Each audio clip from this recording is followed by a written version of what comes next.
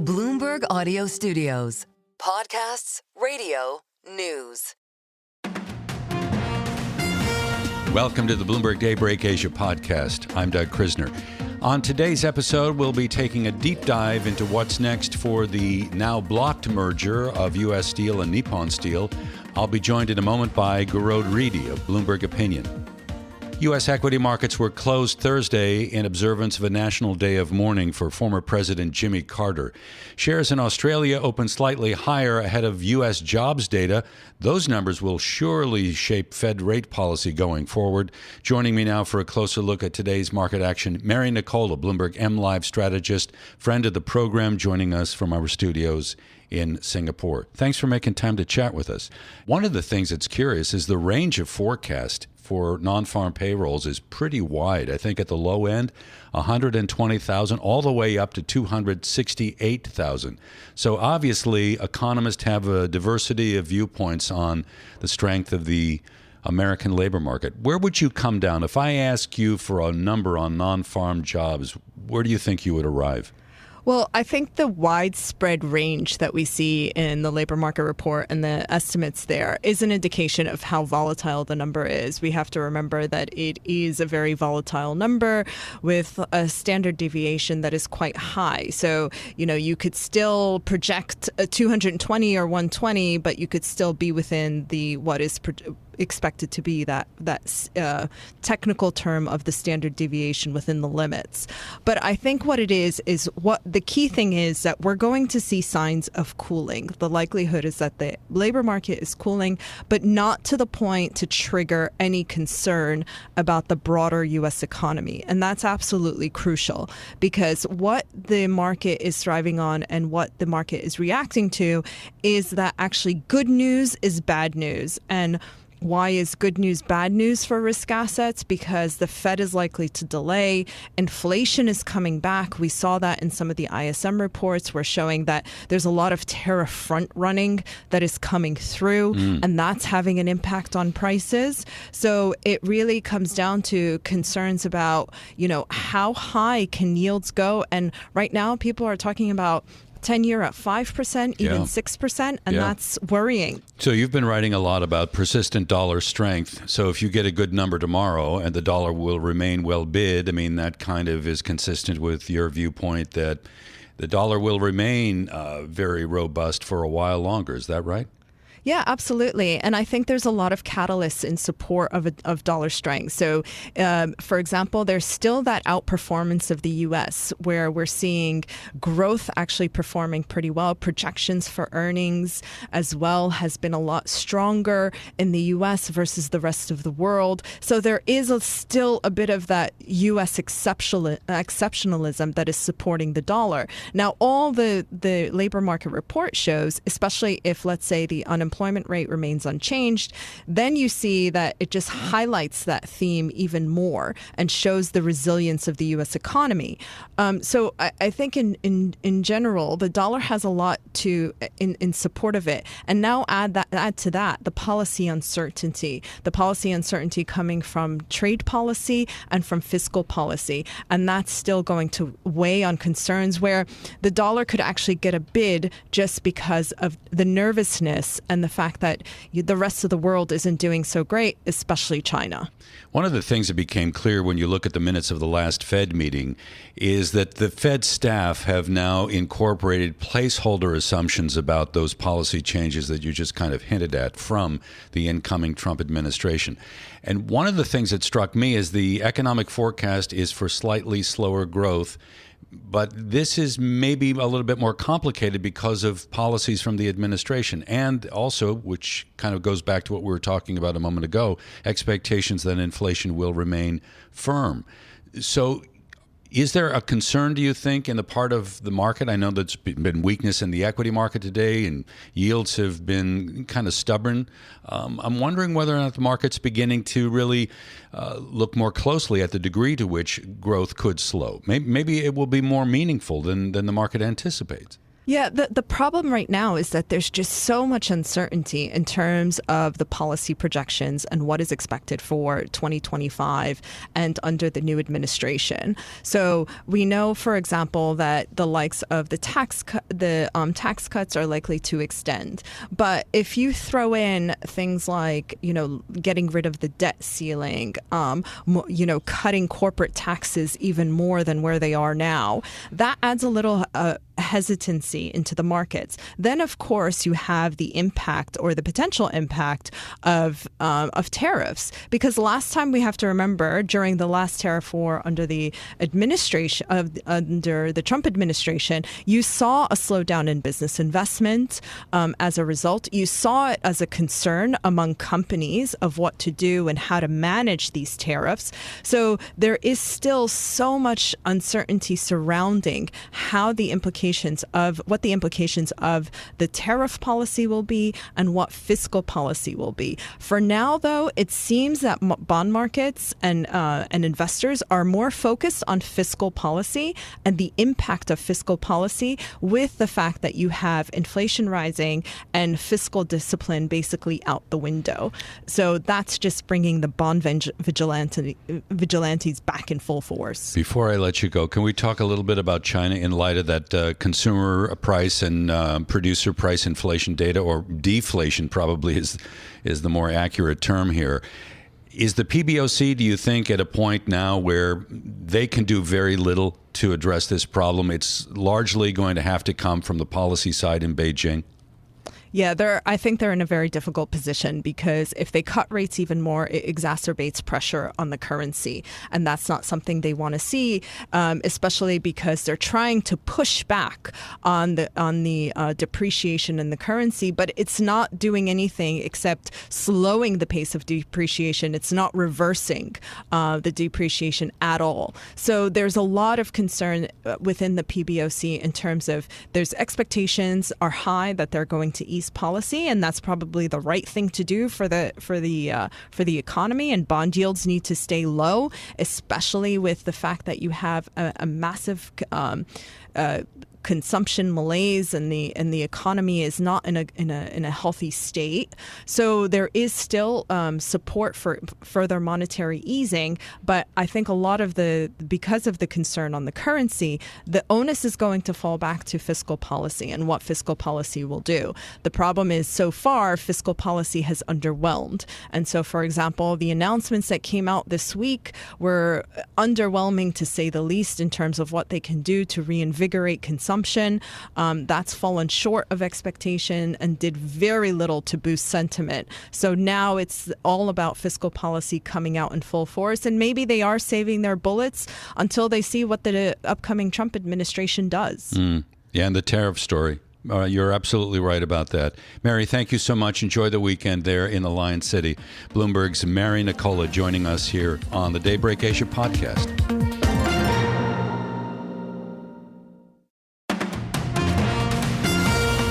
Welcome back to the Bloomberg Daybreak Asia podcast. I'm Doug Krisner.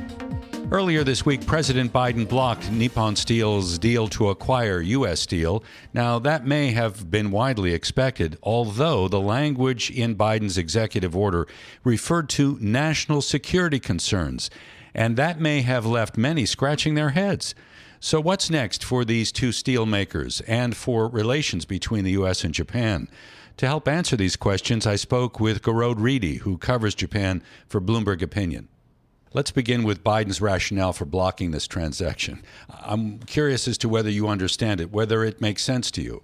The rationale absolutely does not make sense, and I think that is the most difficult to understand part about this deal. We knew that Biden opposed the deal. We knew that this decision was likely coming. But I think what was shocking here was to see it put, so starkly in writing that, the wording of Biden's executive order, that he has credible evidence that Nippon Steel might take action that threatens to impair the national security of the U.S. We're talking about a Japanese company. Japan is, the U.S.'s, I think its most important ally at this point in time. And obviously, it's security. The U.S. is Japan's security guarantor. To say that a company based in Japan presents a national security threat to the US just doesn't make any sense at all. I find it particularly interesting because from what I read, many people who advise President Biden were actually in favor of this deal, and they wanted him to kind of give his blessing, to give his approval. At the end of the day, we know he blocked it, and I'm wondering whether some of this had to do with the fact that Biden would like to be seen in his legacy as a pro-labor president. Do you think that's plausible? That obviously seems to be, the main factor, and to a certain extent, that's understandable from Biden's point of view. To say that there obviously are political considerations for him in this matter. As you say, the reporting behind the scenes seems to indicate that the people who are in charge of deciding whether it represents a national security threat or not came down on the side of that it wasn't, and indeed were trying to persuade Biden to go back on this deal, because it obviously it is, as I described it, is a slap in the face of one of the U.S.'s most important allies. So how is it being read in Japan right now? What is the Japanese press saying about this? I think it is, as I say, the fact that it was coming was expected. I don't think anyone really expected this deal to go through. I think in Japan as well, as well as in, everywhere really, it is a little bit of a matter of, well, we'll wait and see. President Biden only has a couple more weeks in office, and then we're going to have somebody else in the White House. So I think there is a little bit of an attitude of like, well, let's see what happens for now. Obviously, President-elect Trump has also said that he has opposed the deal, but it wouldn't be surprising, or it wouldn't be the first time, shall we say, if he went back and did the opposite of something that he had previously said. So I think there is a little bit of a, let's wait and see what happens in a couple of weeks, and then we'll decide. So are there things that we need to understand perhaps about Nippon's relations in China that need to be kind of aired a little bit? Do we need to explore that? Personally, I don't think so. I think that is quite spurious. I think one of the things that we would like to see in this, and one of the things that indeed Prime Minister Ishiba has asked the U.S. is to present this so-called credible evidence of this supposed national security threat.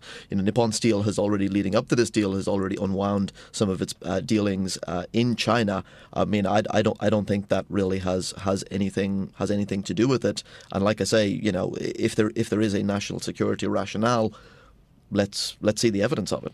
What do you think failure of this deal? Let's assume for a moment that it does not get done. What does it mean for U.S.-Japan relations? I think it will have consequences, not just necessarily the failure of this deal, but the way that it is presented. There are already, we are in a bit of a different mode in, not just in Japan, but in Asia in general at the moment, especially with, Trump coming back to the White House, potential, new leader in South Korea in the next couple of months. And also we have in Japan, we have Prime Minister Ishiba, he takes a different look at regional security and Japan's place in Asia and Japan's place, vis-a-vis the U.S. to many of his predecessors. And I think, especially compared to his predecessor Kishida and obviously to Shinzo Abe, I think this will be a black mark on U.S.-Japan relations going forward, just the way that it's described. I don't know if this deal in and of itself will have, massive consequences. But I think the next time the U.S. comes to Japan looking for something, let's say they're looking for more export controls on semiconductor part exports to China, which obviously Japan has been quite cooperative with the U.S. requests in that respect. I think Japan will be like, they'll say, well, what have you done for us lately? Let me ask you if you think it's a bit ironic that President-elect Trump has already had kind of an event with the chairman of SoftBank, Masayoshi Son, and has agreed to receive or accept $100 billion in investments from SoftBank in certain areas of advanced technology like semiconductors and artificial intelligence in the United States. Does that seem ironic to you? I think, when it comes to Masayoshi Son, he knows how this game is played, and he is following a rule book that he did basically exactly the same thing when Trump was first in the White House. He promised $50 billion, I think, at that point, of investments in the U.S., and so now he's turned up and doubled it. Did those investments ever actually happen? Did the jobs that he promised, were they actually created? I'm not sure that's necessarily important to either side in this. So to a certain extent, I think from the Japanese side, or at least during the first Trump term, Japan, both the government and the business community, they had a pretty good idea of what it was Trump was looking for. And the fact that he is quite transactional makes him quite easy to understand, as opposed to, I think, some of the political considerations. One thing I would say here is that, Nippon Steel were not, I think, smart in the way that Masayoshi Son is in terms of how they approach this deal. The fact that they thought they could get this deal done in an election year, from the moment it was announced was a huge question mark over this thing.